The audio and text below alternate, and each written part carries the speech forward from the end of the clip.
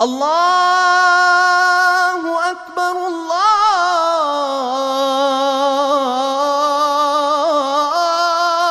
اکبر اشہد ان لا الہ الا اللہ.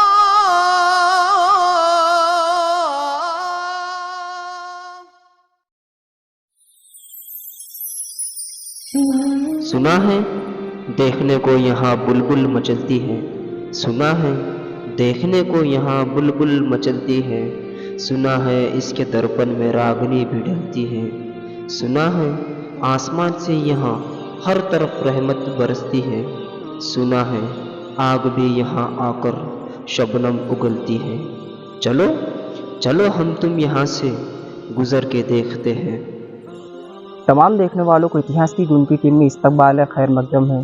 ہم موجود ہیں دکن کا تاریخی شہر خلد آباد ضلع اورنگ آباد میں.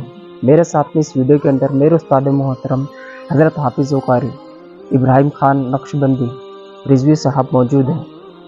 ہم بالاپور سے خلد آباد تشریف لائے. ابھی آپ میرے پیچھے یہ بورڈ دیکھ رہے ہیں، اس بورڈ کے اوپر حضرت محی الدین اورنگزیب عالمگیر رحمۃ اللہ علیہ لکھا ہوا ہے. ہم اس ایپیسوڈ کے اندر ابو المظفر محی الدین اورنگزیب عالمگیر جو مغلیہ سلطنت کے چھٹے بادشاہ تھے، جنہوں نے پورے بر صغیر پر 16ویں صدی کے اندر حکومت کی، اس ایپیسوڈ کے اندر ہم اس بادشاہ کی سوانح پر چند مختصر سے نظر ڈالیں گے.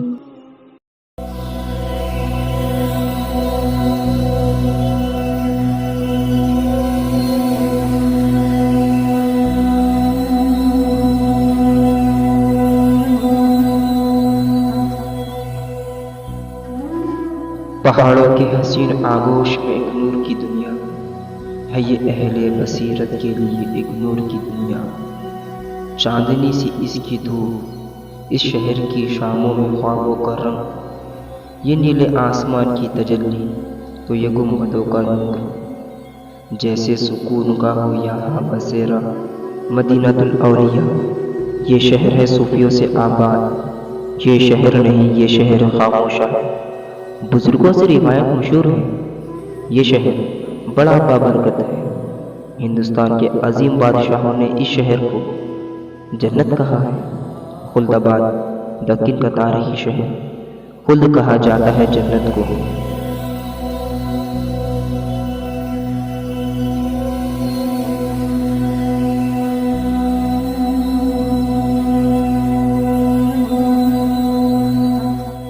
چار مارچ 1707 کی شام دولت آباد کی پہاڑی علاقوں سے گزرتے ہوئے خلد آباد کی گلیوں میں ایک عمر دراز لاش کو سفید کفن میں لپیٹ کر لایا گیا.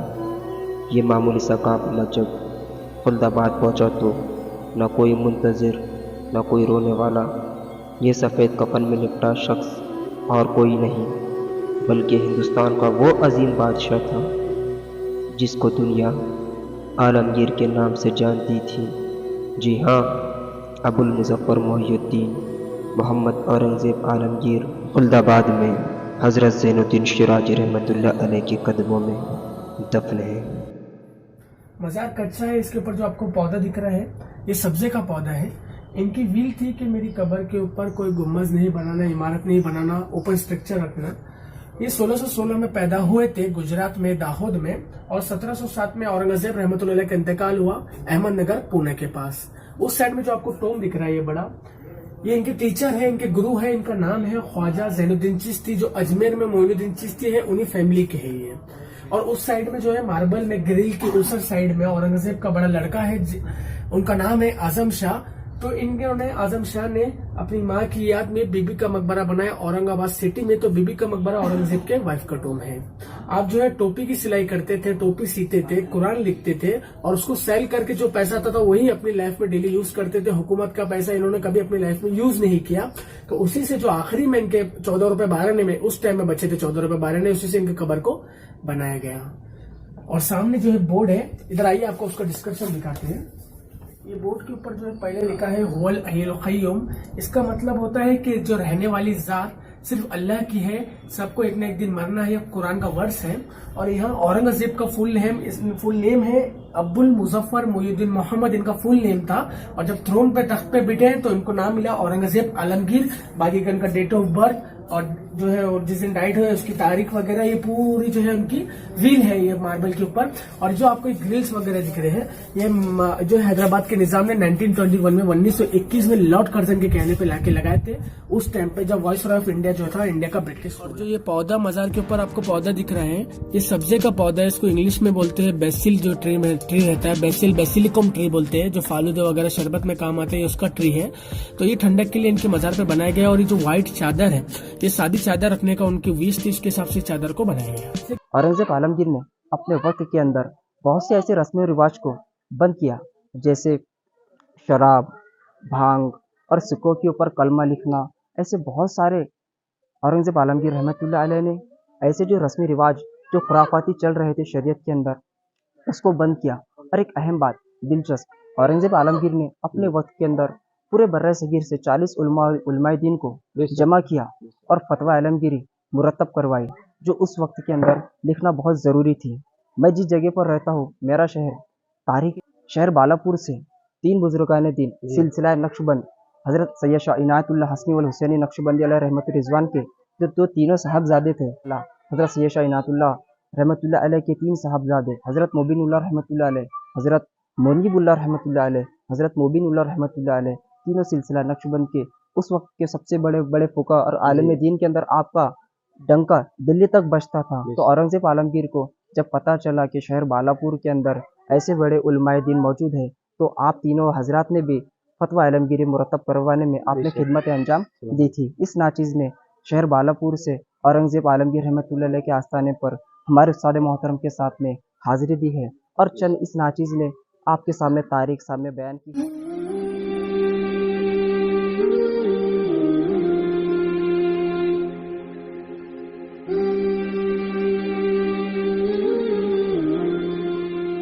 मार्च 1707 की सुबह 90 साल की तवील उम्र के बाद अफसोस, गम और रंज की हालत में औरंगजेब आलमगीर इस दुनिया से रुखसत हो गए। उस रोज़ तमाम दुश्मनों और हालात से लड़ने वाला बादशाह खुद अपनी ज़िंदगी से हार चुका था। अपनी ज़िंदगी का सफ़र ख़त्म होता देख 1706 में औरंगजेब आलमगीर उस जगह क़याम किया जहाँ से उसने दक्कन का ये सफ़र शुरू किया था। वो मुकाम अहमदनगर। इसी जगह पर हज़रत औरंगजेब आलमगीर ने अपनी ज़िंदगी का सफ़र ख़त्म किया।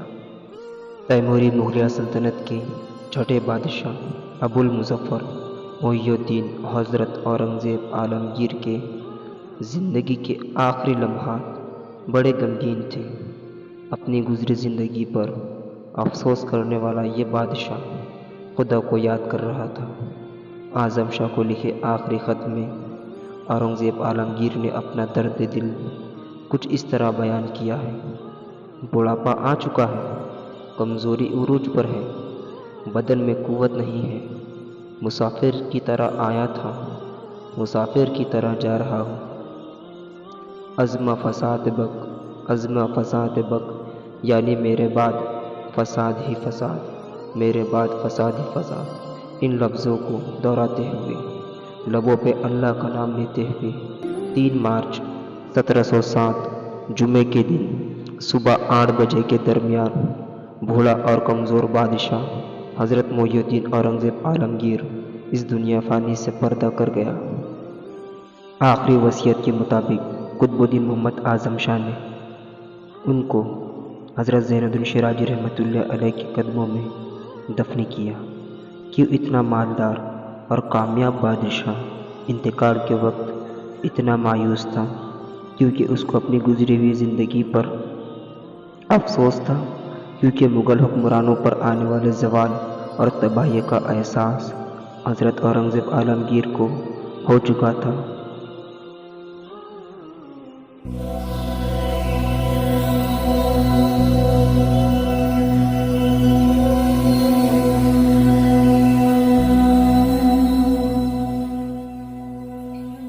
मदीनातुल औलिया खुल्दाबाद सरजमीन दहली से हज़रत निज़ामुद्दीन औलिया ने असदुल औलिया वल आरिफीन शेखुल इस्लाम वल मुस्लिमीन حضرت خواجہ برہان الدین غریب علیہ رحمۃ الرضوان، حضرت خواجہ زرزری زربخش رحمۃ اللہ علیہ، دونوں بھائیوں کو تدفین کیا اور 1400 اولیاء اللہ کے ساتھ علم دین پھیلانے کے لیے دکن کی اور روانہ کی۔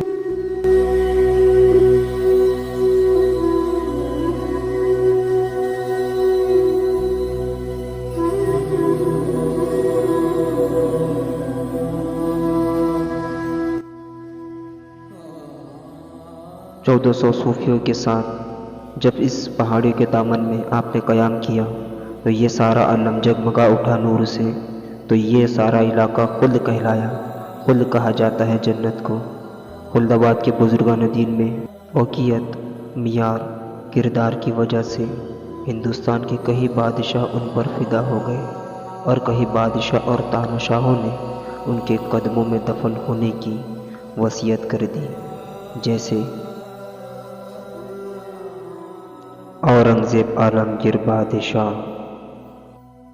ناصر جنگ،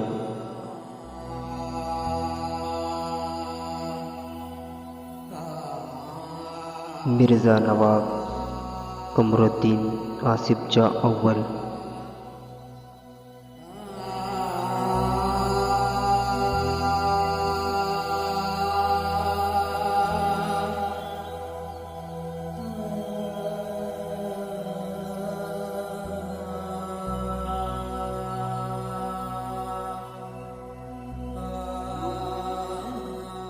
اورنگزیب کے بیٹے اعظم شاہ کی بیوی جس کا نام بنی بیگم خلد آباد میں دفن ہے۔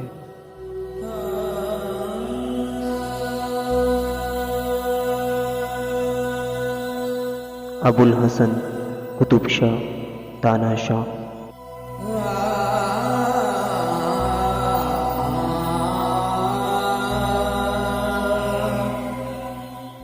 ملک عنبر جیسے بادشاہ خلد آباد میں دفن ہیں۔